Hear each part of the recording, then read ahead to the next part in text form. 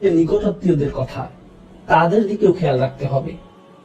অনেক আলেমরা বলেন আপনার বন্ধুরাও এই আওতায় পড়ে। বিশেষ করে যেসব বন্ধু আপনার বাসার কাছে থাকে, তাদের কিছু প্রয়োজন কিনা সেদিকে খেয়াল রাখা। আপনি যত বেশি অন্য মানুষের দিকে খেয়াল রাখবেন, আল্লাহ তত বেশি আপনার যত্ন নেবেন। এদিক থেকে ভাবলে এটা আসলে নিজের দিকেই খেয়াল রাখা। আপনি যদি নিজ থেকে এগিয়ে অন্যের খবর নেন, তাদের সাহায্য করেন, আল্লাহ তাহলে আপনাকে অনেক সমস্যা মিটিয়ে দেবেন।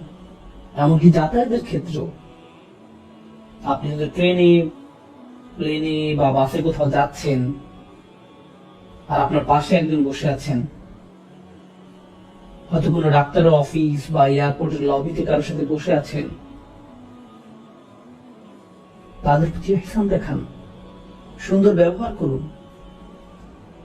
ইহসানের আয়াতটা আসলেই এত চমৎকার। আপনি যদি হাইওয়েতে যাতায়াত করেন, তাহলে আপনার পাশে চলা গাড়ির চালক আপনার প্রতিবেশীর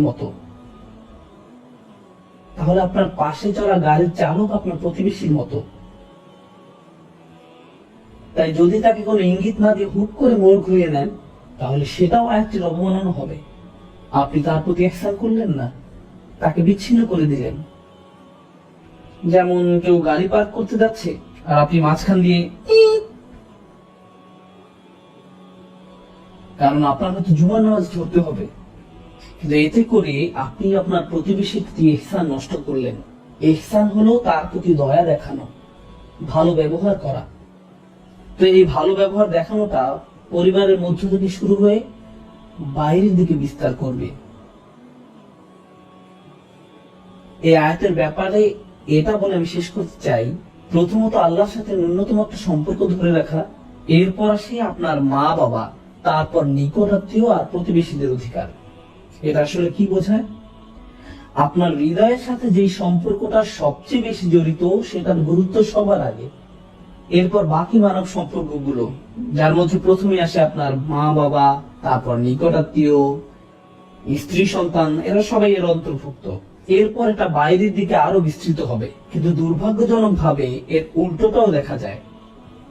সমাজে আপনি কাউকে দেখতে পান যিনি অনেক ভালো, অন্যদের সাথে ভালো আচরণ করেন, সালাম বিনিময় করেন, খুবই ভালো লোক, কিন্তু যখন তিনি বাসার দরজা লাগান, তারপর তিনি ফেরাউনের মতো হয়ে যান।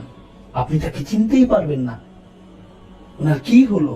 তার কণ্ঠ বদলে যায়, মেজাজ নষ্ট হয়ে যায়, মনে হয় তিনি যেন অন্য কেউ। আল্লাহ আমাদের এই সম্পর্কে সিরিয়ালটা দিলেন, কারণ বাইরে সবার সাথে ভালো ব্যবহার করে কোনো লাভ নেই যদি আপনি মা বাবার সাথে ভালো ব্যবহার না করেন, কিংবা আপনার স্ত্রী বা সন্তানদের সাথে ভালো ব্যবহার না করেন। প্রথমে যদি এটাই না করতে পারেন, তাহলে বাইরে যা দেখান তার পুরোটাই আপনার মিথ্যা, এর কোনো মূল্য থাকবে না। এই জন্য এই আয়াতটা নিয়ে বাস্তবতার প্রেক্ষিতে কথা বলতে চেয়েছিলাম।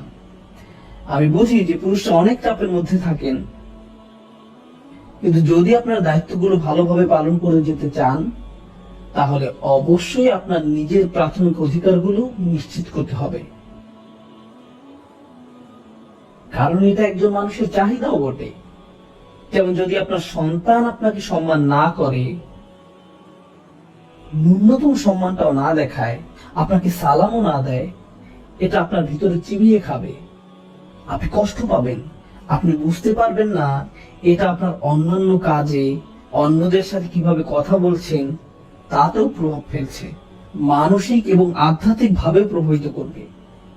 তাই এই সম্পর্কগুলোর যত্ন নিন, অন্যের প্রতি দায়িত্ব পালনের দিকে খেয়াল রাখুন, তার পাশাপাশি নিজের অধিকারগুলো চাইতে শিখুন।